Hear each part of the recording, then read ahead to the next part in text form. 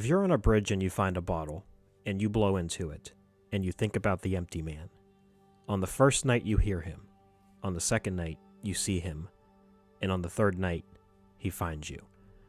The Empty Man is a 2020 horror film that was dumped into theaters in the midst of a pandemic, destined to fail.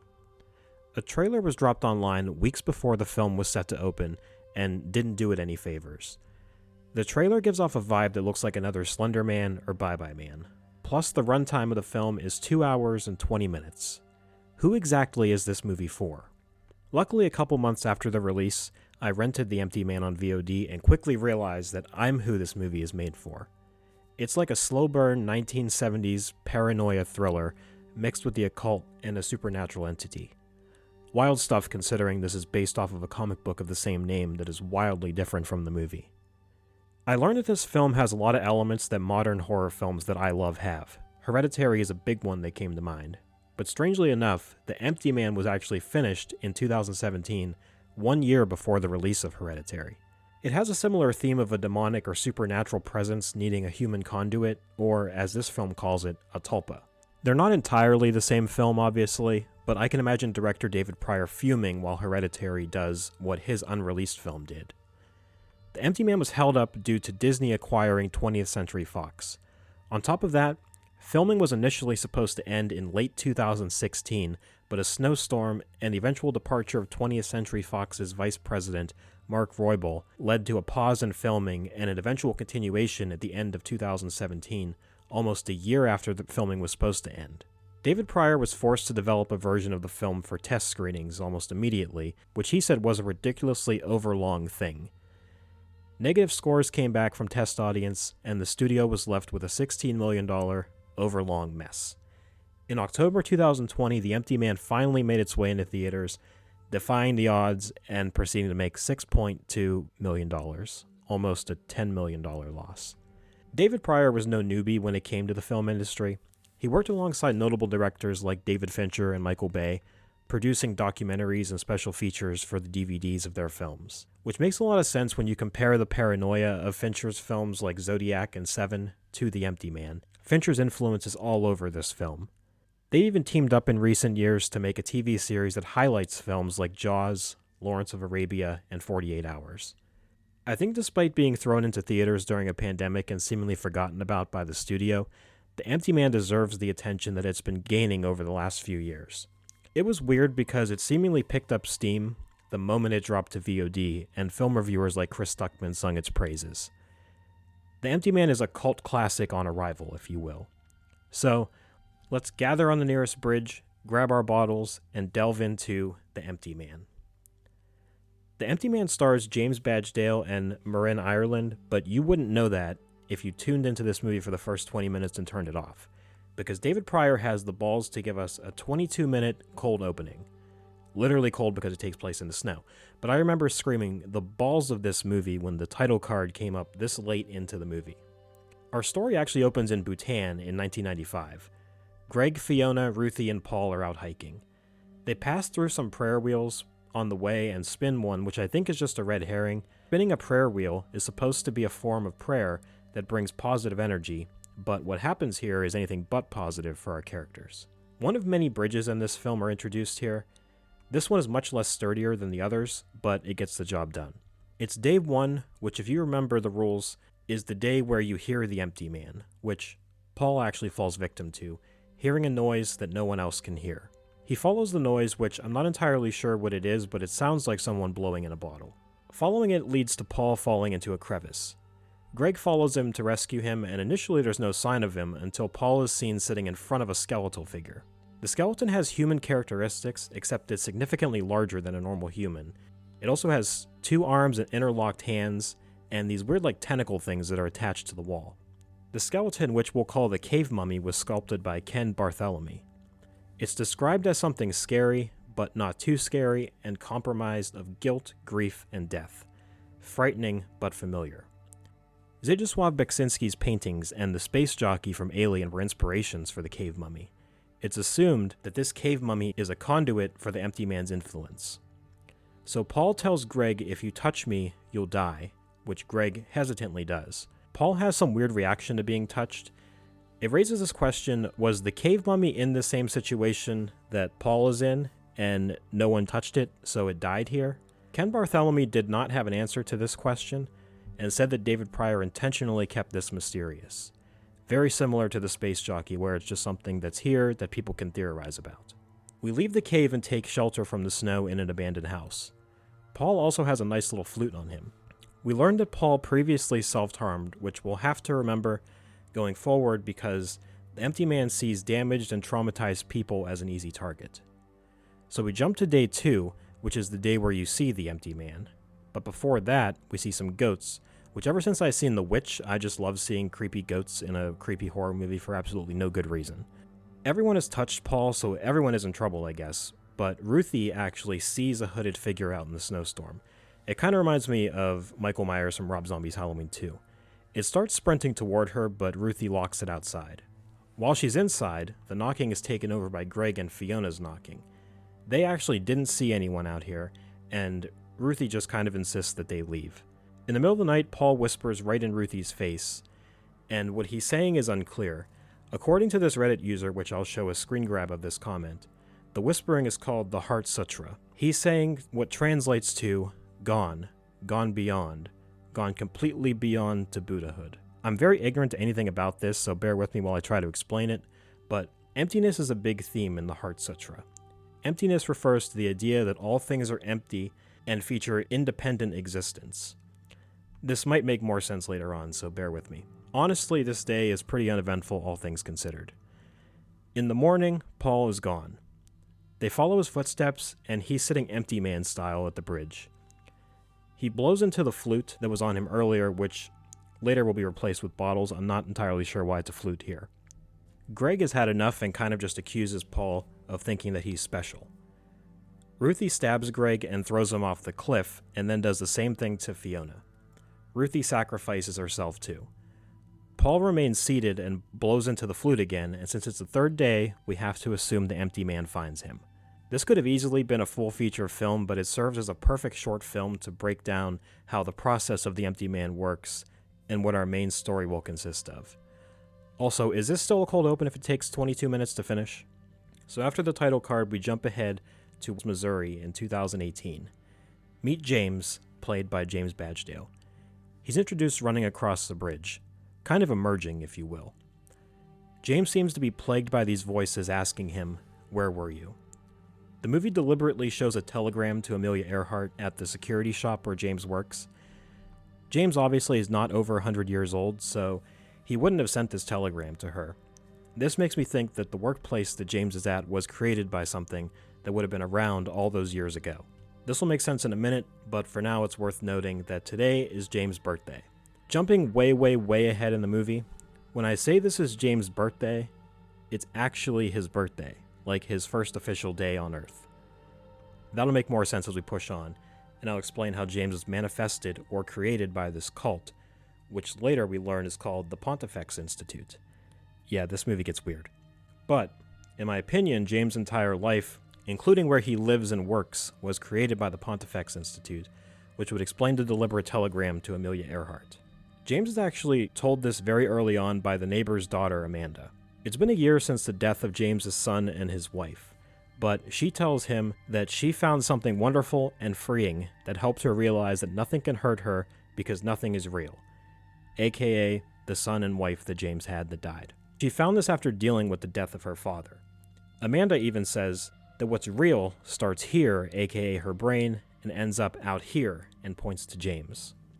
What's cool here is that this could double as a metaphor on negative thoughts and energy, like the bad thoughts that we carry around in our head affect things in our actual lives. Amanda explains it as things we think about with focus, intention, and repetition, we manifest. But we're pretty much told right away that James is a tulpa or a manifestation created by this cult. He's not real, and neither are the thoughts and experience that he has. Amanda continues to explain that our thoughts come from somewhere else other than us, and they travel through us. So we jump to the next day, which we are told is day 1 yet again. Amanda has gone missing, and we see that she has left numerous symbols for the Pontifex Institute, which is also just the same pose that Paul and the cave mummy were sitting in earlier. She also wrote "The empty man made me do it" in blood on the bathroom mirror. We also learn that James's last name is La Sombra, which translates to the shadow in Spanish. His name is literally James the Shadow, suggesting that he is indeed not a real human. A man who is empty, some might say. Amanda's mother Nora calls James over, and he arrives before the police. We also learn that he was a former police officer in St. Louis. Detective Villiers insists that Amanda just ran away. When James goes through Amanda's notebook, he finds a paper for the Pontifex Institute. Pontifex comes from 2 Latin words and literally translates to bridge maker. On the back, she has also written tulpa, which is a being or a thought form that is created through intense concentration and spiritual practice, typically in the form of a human. And she's also written cathexis, which is the concentration of mental energy on one particular person, idea, or subject, especially to an unhealthy degree. There's also a ton of cryptic writing that is everywhere. It says that he is listening, he is touching, he is raging, and a whole bunch of other things. Amanda also loves rock bands, which I don't know if that comes into play at all, but it's just something I'll point out. James decides to use his undercover cop experience and question Amanda's friends himself. He meets with Devara. Now, not only is James meeting with a high school student, but he gives her a cigarette too, so watch out for this guy. Devara tells James that Amanda was screaming in class the other day, and we see that Devara can see this entity that was seen in the snow in the cold opening. When James asks her about the Empty Man, she says that a couple nights ago they summoned the Empty Man on the Chain of Rocks bridge. I want to point out this crazy good camera work here where David Pryor and cinematographer Anastas Mikos show us that one thing that you do where you close one of your eyes and an object moves based on the perspective of your eye. Fun fact, they also teamed up on David Pryor's episode of Guillermo del Toro's Cabinet of Curiosities. And I'm very biased, but that is the best episode from the series. Anyway, Amanda told them that she used to think that she could prevent bad things from happening just by thinking about them. So this way of trying to kind of manifest things has always been with her. So Amanda explains the Empty Man rules yet again about the bottle and whatnot. It's almost like the movie is aware of how dumb this concept is because Devara kind of just mocks the idea and thinks it's childish. Amanda assumes the Empty Man pose, fingers grasped with the bottle in her hands. The bridge just leads to darkness in this shot, symbolizing that the Empty Man is in another world or dimension, needing something to bridge his dimension to ours. They hear the noise of a bottle being blown into, and they hear footsteps running towards them, and they rightfully run away. The next day, Devara saw Amanda at the mall doing that weird whispering thing that Paul did earlier. More kids at the school have also assumed the Empty Man position. This is no longer crisscross applesauce, it's Empty Man position. I'm actually not entirely sure James can see these kids because he doesn't acknowledge the fact that there are creepy kids just sitting here, and he obviously can't see the Empty Man. So he gets the address for Brandon, the kid who Amanda was whispering to at the mall. James finds out that Brandon has also gone missing, and then he goes looking for Lisa. At Lisa's home, the film The Egyptian is playing on the TV. A scene where a man is sitting on the ground telling 2 other men that the god is coming is playing.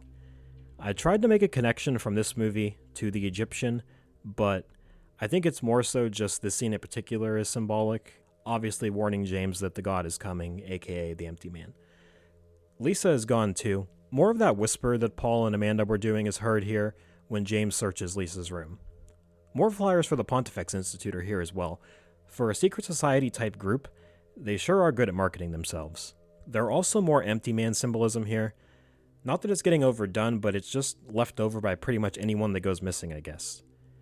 In his search, James discovers that all of Amanda's friends are gone except for Devara. I think this is where David Pryor's Fincher inspiration really shows. There's just a bunch of interesting detective work here that seems to be ripped from films like Zodiac and Seven. Back at the bridge, James grabs an empty bottle, and he does the Empty Man ritual himself.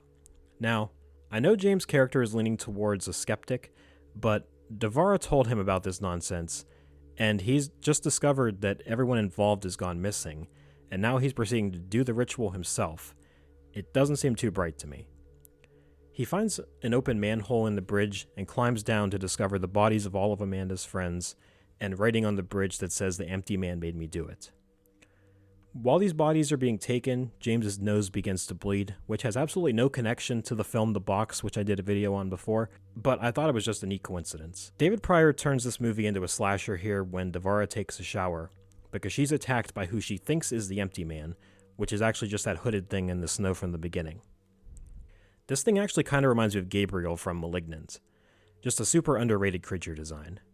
But we know the Empty Man isn't actually a physical being, or at least not yet, and Devara is actually stabbing herself with the scissors.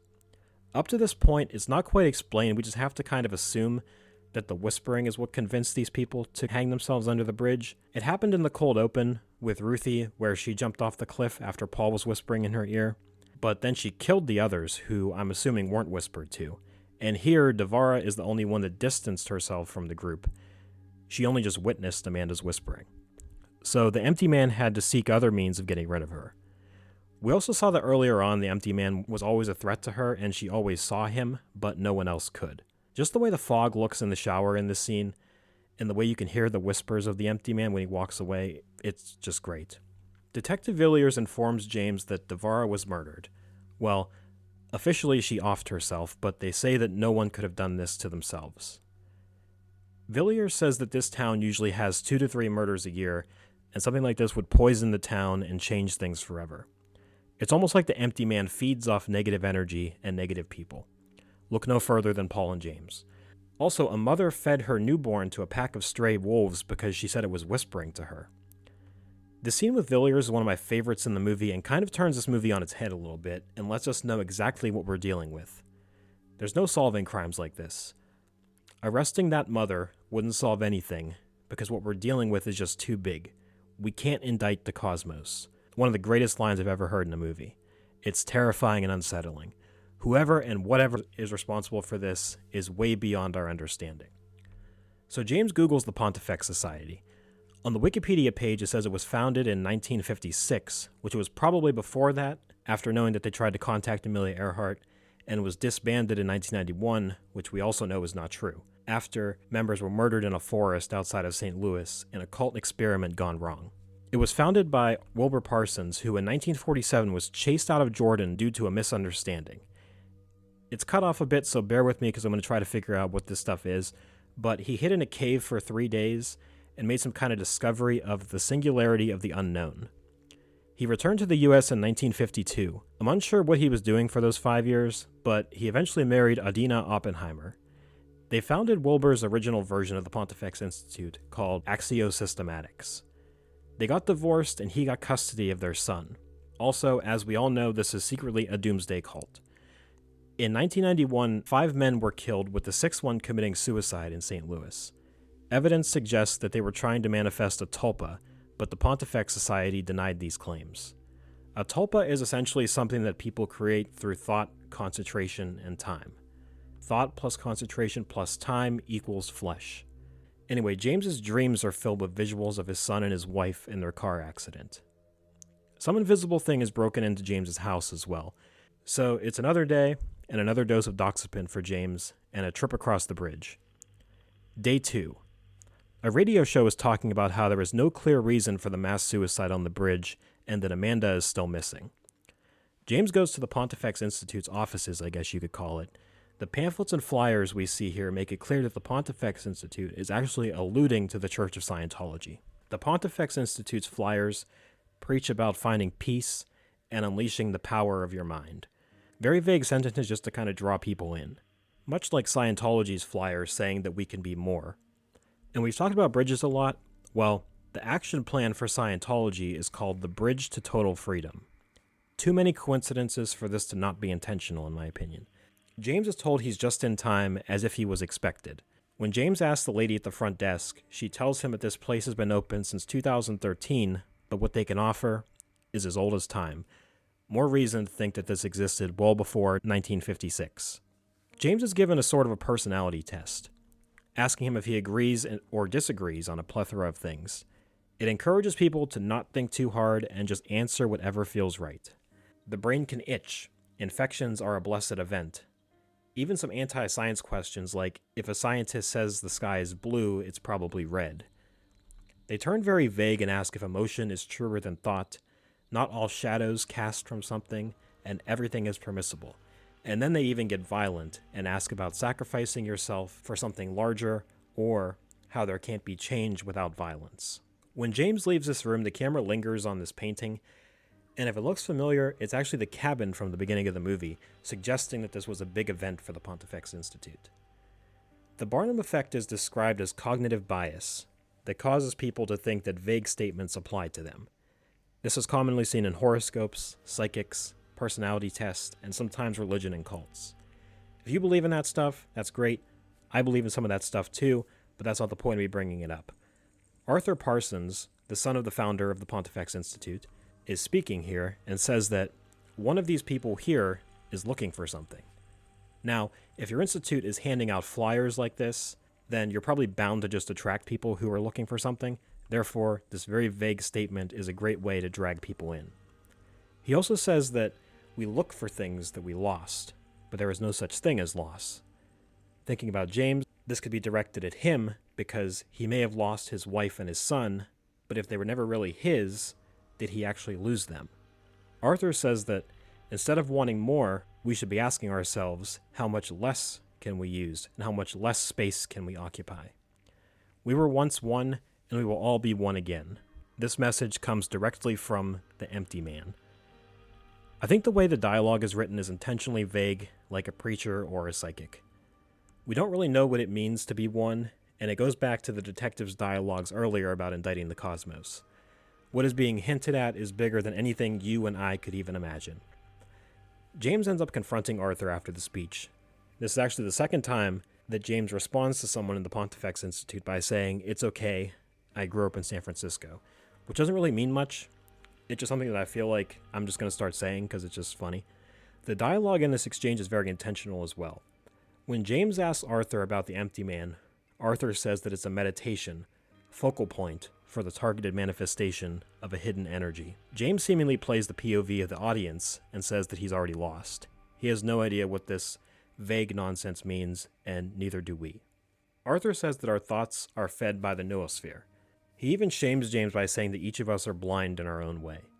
Through Arthur's long monologues, what I've gathered is that the empty man is essentially a focal point of many thoughts and energies, not a literal being. Arthur's comments about them all becoming one brings me to the thought plus concentration plus time equals flesh that was on the Wikipedia page earlier. The thoughts, concentration, and time that the members bring to the Pontifex Institute will ultimately lead to one singular being or tulpa for the empty man to manifest in. The tulpa being James, who Arthur recognizes despite it being James's first time here, which we'll get to in a bit. James asks this kid named Garrett if he's seen Amanda, and he just says no. James then explores a bit of the building, eventually discovering that there is another gathering in the basement. There's a bunch of beds and a group of people gathered on the floor staring at a black picture. Arthur previously mentioned the quote, "Stare into the abyss stares back," which has multiple meanings depending on who you ask. The two most notable ones are that focusing on something dark can have a negative effect on the person, and the other being that the meaning of things comes from within you. Like I said, it's very possible that the themes of this movie are left very vague as some kind of Barnum effect. There's audio being played here for this group of men watching the black poster, saying that nothing exists. Even if something exists, nothing can be known about it. Essentially preaching nihilism. James's search through the basement leads us past a ton of files for the Pontifex Institute. The movie draws our attention to Manifestation 14. He comes across a group of people performing a chant, possibly a ritual even. They're chanting, "From his thoughts comes the dreams, from the dreams comes the power comes the bridge, from the bridge comes the man comes his thoughts." And they also have thought plus concentration plus time equals flesh written on the board, which is why I think they're trying to manifest another tulpa. They also blow into the bottles here, and they're not on a bridge, so maybe that's just how they conclude their rituals. Or maybe the whole bridge thing isn't even necessary to summon the empty man, and it's just a way to get stupid kids to summon him. I'm not sure, I'm just kind of spitballing at this point. It could honestly be a plot hole. It's also very ironic that these people are summoning the empty man, and James, our empty man, stumbles in. Garrett is outside and he decides to be an ally to James. I love James' reaction when Garrett says you'll never get anywhere with these cats. He says that Amanda has been here, but she's now at the Pontifex camp, which they go to get pre-released, which is the first step to achieving singularity. To add to this vague astronomical threat that the Pontifex Institute is, he says that these people don't have 5-year plans, they have 500-year plans. So perhaps the end game is just some weird form of singularity immortality, I guess. Garrett tells James where the camp is located, which happens to be by a bridge, and there's an amazing transition here where it zooms in on a map, and the map actually becomes the actual trees and the road. David Pryor did a similar transition in his 2008 short film, AM 1200. Safe to say he learned a lot from Fincher. The camp is named Camp Elsewhere, where it seems like nothing is going on. James goes into a cabin where he finds a bunch of files, and I love a good file search in a movie. I always try to pick up like these weird random things from the files to see if they add anything to the plot. I guess kind of like that Amelia Earhart thing earlier. Just little background things like that I love. The Pontifex Institute has files on all the kids involved in the Empty Man ritual earlier. James also has a file on him, but it's empty. Perhaps because he doesn't have a past. Or maybe he's an empty man. Among bottles, bunk beds, and a teddy bear are tapes and a television. We know that there was a Manifestation 14, but we get to see what happened to Manifestation 13. I also love that the Pontifex Society has this neat little intro to their tapes. A group of kids were trying to manifest a tulpa, which I guess was an unsuccessful attempt because it kind of just played with its own blood and drew a figure on the wall with it. The figure is also the symbol for the Pontifex Institute and foreshadowing to later events. I also love the stare down that James has with this manifestation, like through the videotape. It's like a manifestation staring down a manifestation. So it's now night, and I don't know if this is some weird supernatural time jump or if it suddenly just became night, but what transpires next is some of the most unsettling things I've ever seen in a horror movie. The cult is like marching around a fire performing some kind of ritual. I think something here can manipulate time a bit, because when the fire shoots in the air, James gets kind of hypnotized, and then he starts walking away, and we realize that the fire is gone, and James sees that everyone is staring at him. They just silently walk toward him. When James takes a step back, they take one forward. Yeah, no. I just love how this character is written to have the most basic dry humor you could think of. He manages to escape the barrage of people and bottles and makes it out, but just a freaking hauntingly good chase scene. Detective Villiers isn't happy about James's solo private investigation, though, due to trespassing. It's also worth noting that this cop earlier said that he remembered hearing about James in St. Louis, so this could very well be a situation like the TV show Following, where literally everyone and anyone could be involved in the cult. So James arms up at his shop and then goes to visit Nora. He tells her about his findings, and then she gets a phone call, and it's the creepy whispering from earlier. A van was watching them outside, which is now gone, and Nora follows James to a hotel. He assures her that Amanda isn't dead because if she was dead, she would have been under the bridge with the rest of those kids. There's been many hints here that Nora and James were having an affair throughout the movie, and a scene earlier where Nora has to catch herself to not overstep boundaries that James has set up, and here where they talk about Amanda not knowing about their affair. James's wife continues to haunt his thoughts, asking him, "Where were you?" Well, he was actually cheating on her with Nora the night that his wife and son died in a car accident. Also, I can't stand this kid clicking a coin on his teeth, it just makes my skin crawl. So it's now 3:03 turning to 3:04. This time someone actually approaches James instead of just running away. It's the hooded figure that we saw in the snow earlier. Technically, I guess the empty man time is weird because James is only seeing him because that's what happens on the second day. Maybe he's just one of those people who doesn't consider it a new day until morning, I guess. So someone leaves James a teddy bear that was in the cabin earlier, and I would honestly just assume that this thing has a hidden camera in it or something, but James decides to bring it inside. James goes back to the Pontifex Institute to follow our friend Garrett from earlier. The building of the Pontifex Institute is called Telestrion, which is a building in which religious mysteries were celebrated. Kind of literal and probably not even intentional, but it's things like that that I'd like to point out on this channel. The car that Garrett is riding in has a license plate cover that reads, "Save the planet, kill yourself." And this goes back to the Pontifex Institute's questionnaire from earlier, where they asked people if giving themselves to something larger would be fulfilling. The group goes to St. Louis Memorial Hospital, where James finds them kneeling to a man in the ICU who is actually Paul from the beginning of the movie, seemingly about to die. James kidnaps Garrett when he gets dropped off. It also seems very simple to pepper spray and kidnap someone in broad daylight, just no one even notices it. Garrett tells James that Paul is like an antenna. He transmits and we receive, and thought is transmittable. The noosphere is the sum of all consciousness, even some minds that aren't human. Ancient and angry minds are here too. It's a lot to take in and decipher, but there is a prophet of the Between One that emerges. The other, aka the Between One, needs an empty man to be a bridge to the rest of the world. The only reality is that there is no reality except the empty man's endless black chaos. This is kind of a big reveal for something that I've been talking about. This outer being isn't actually the empty man. He's the Between One, or the other, and he needs the empty man. Eventually, they will become one and the same, but not yet. So James is actually the empty man, and that hooded figure that we saw is the Between One. James starts feeling his brain itch, as Garrett calls it. He can feel the empty man. And one last time, James reminds us that he grew up in San Francisco, which is a big fat lie. James goes back to the Pontifex Institute, prepared to break in, but someone already broke the locks. I'm assuming they were just expecting him and just kind of saved him the trouble. We learned that Manifestation is named John Doe, but we see a picture of him and it's Paul. He's also been in the ICU for 4 years because it says he was transferred here in 2014. James finds a red file in here of himself. It features some facts on his life. Widowed, 42, where he works, even the street he lives on. And there are some newspaper clippings in here, ranging from stories of people growing up in St. Louis, which I'm assuming the Pontifex Institute used to prep and create James, and there's other things in here about his job to his family dying. And I'm not sure whose photo this is next to the article about the officer's family dying, but it's not James. He isn't in any of these pictures with his wife and his kid either.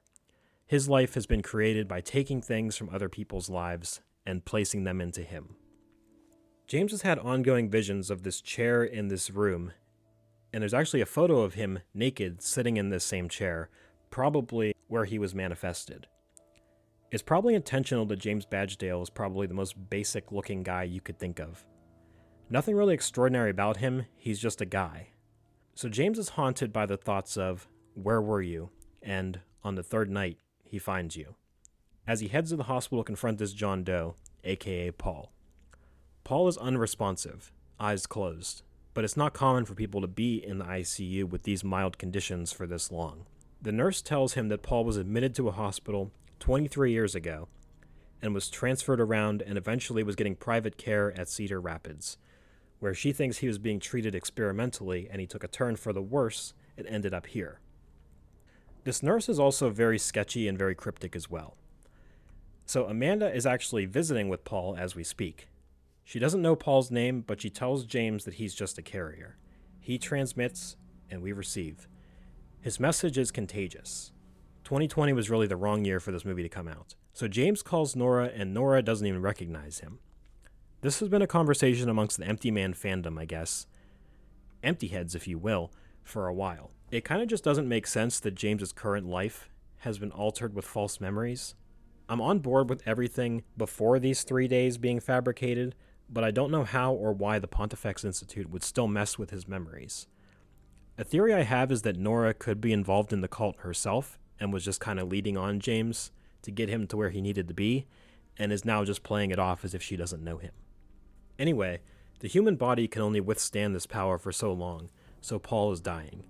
And the Pontifex Institute needs a replacement, but there isn't enough time to find one. They needed 500 years between the last carrier, which was possibly the cave mummy, to Paul. And they don't have that much time, so they decided to try to create a tulpa.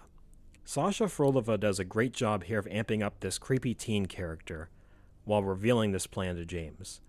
James yells that none of this is real. Amanda says of course it's not, so why fight it? Why not just accept your fate, pretty much?